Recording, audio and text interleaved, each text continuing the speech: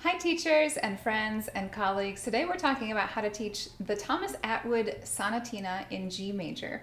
It sounds like this.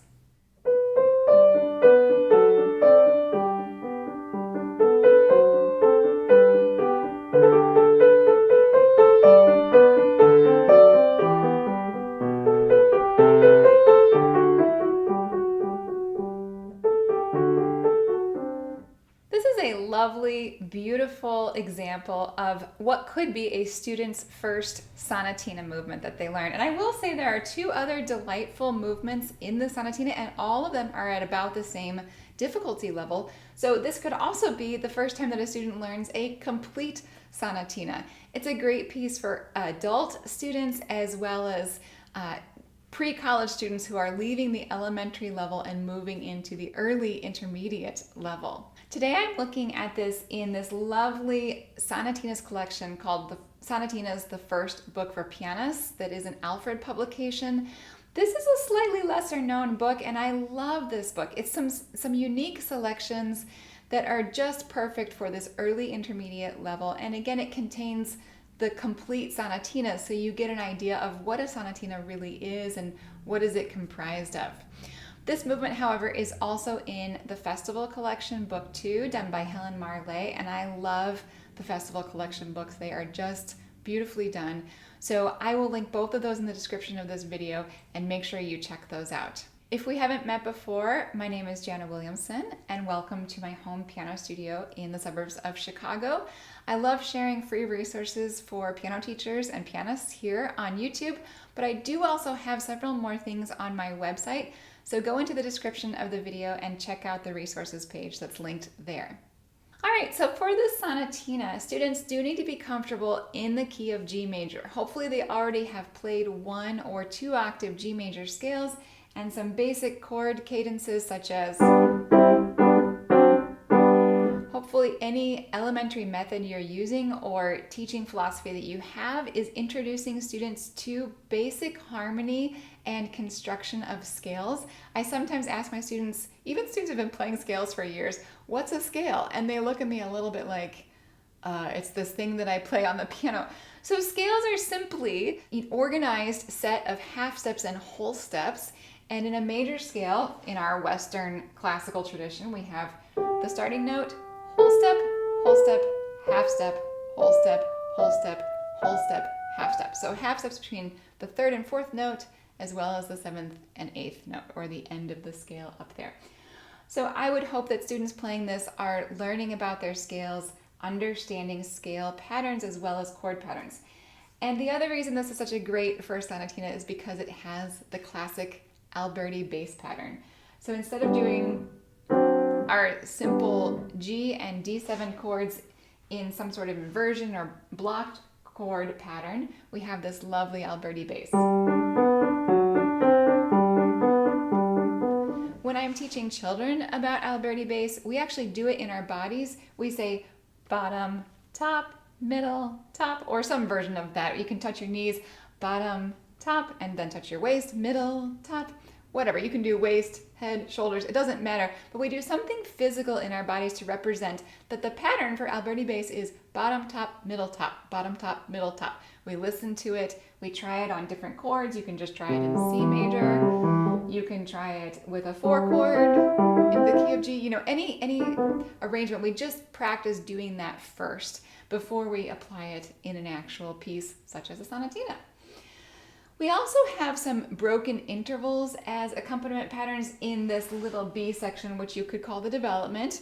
This is a very, very simple sonatina form. There's just one theme, and there's not a second theme going to the dominant. The first section, measures 1 through 8, is exactly the same as the final section, which is measure 20 to the end.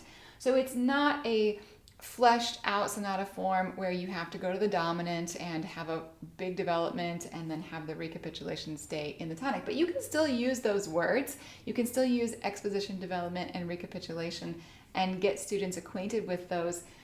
They're big words, but there's nothing difficult about them other than that they're big. So writing them out, practicing saying them is totally fine. So in that development section, the B section, we have this little motion starting in measure 13.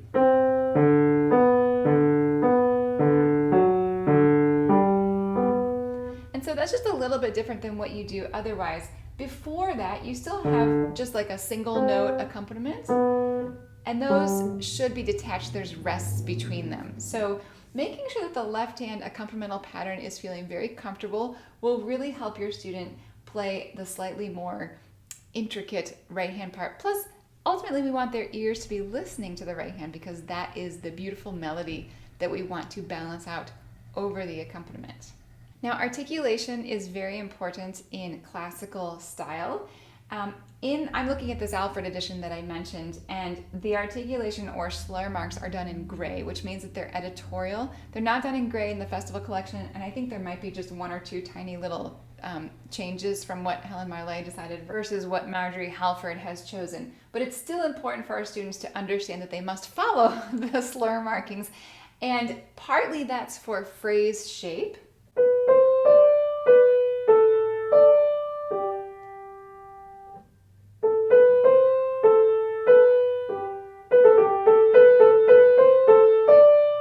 But I also would hope that at the ends of most of those phrases, they're going to do a beautiful lift. Now, I will say with the markings that are in here, it's a little bit fussy sometimes to worry about lifts, and the long string of eighth notes in the right hand in the development should generally just be played pretty much legato.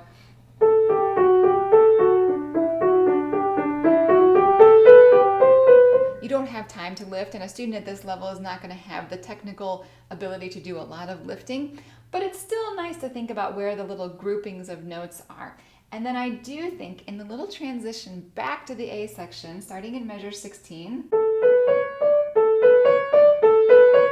I really like those little breaths after the D. So encourage your students to try that as if they were finishing a vocal phrase with a tiny little catch breath in between. Really, dynamics and articulation are what make a classical era piece come alive, along with that shaping of the phrases. So take a good look at the dynamics with your student. Make sure they make sense as to why the editor or the composer would have chosen them, and then hold your student accountable to playing them accurately. Last thing, it's very important in sonatinas to play with a steady tempo. That can be difficult on this piece because it is a little bit intricate as far as the eighth note movement. So remember, students need to have a steady pulse just innately in them from the beginning of their study. And we as teachers need to, through those elementary years, work on developing a steady sense of pulse. And then at this point, they should know how to execute these rhythms within a steady tempo.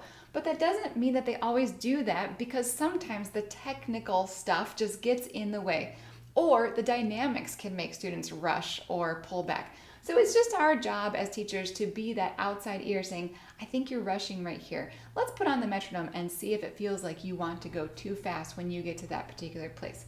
So we call them out on that, help them find practice techniques that help them stay steady, and they'll be good to go. I hope this gives you some tips on how to play this lovely, very early intermediate, perhaps first sonatina for a piano student. If you have any questions, leave them in the comments. If you have a favorite early intermediate sonatina movement, I would love to hear about that in the comments as well. I wish you all the best in your teaching.